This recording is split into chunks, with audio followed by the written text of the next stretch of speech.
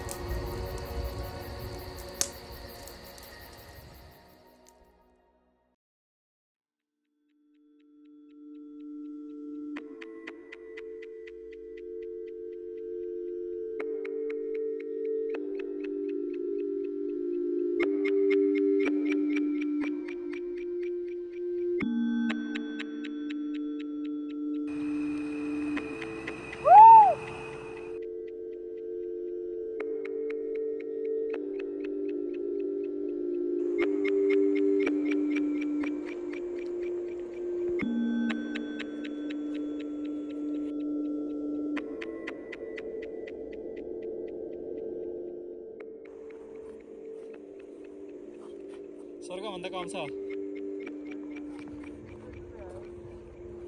अति नै बवाल छैन। हेलो, हामी चाहिँ अहिले यो सुर्खेतको भिउचुलामा आयौँ है। अनि यो चाहिँ भिउचुला हो।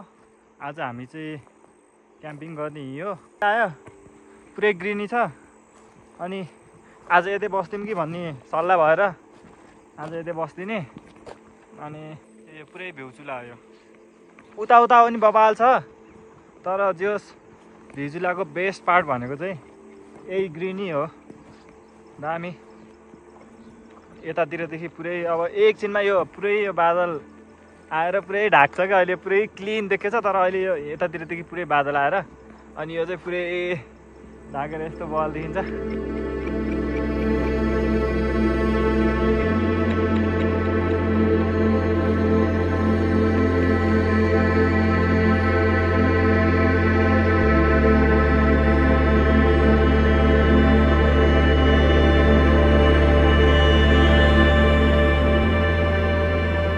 लगाएर भ्यायौँ।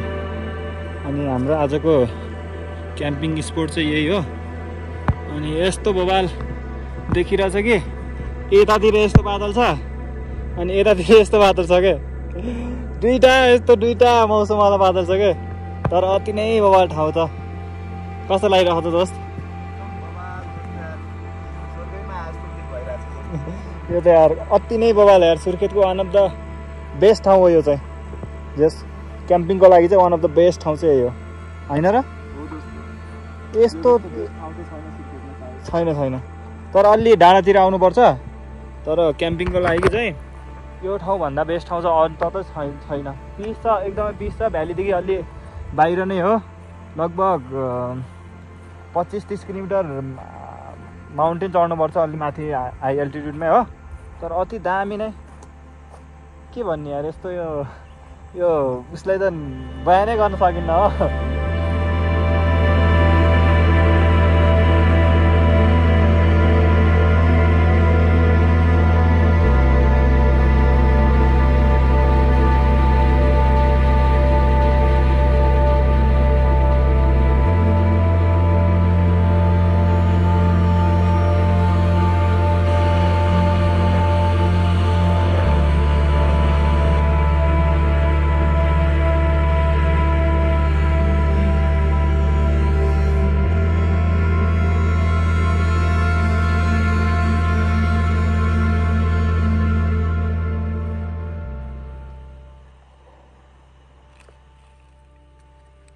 अब चाउचाउ पाक्दैछ। अब हामीले नास्ता सस्ता खान्छौँ, हल्का फुल्का चाउचाउ खान्छौँ।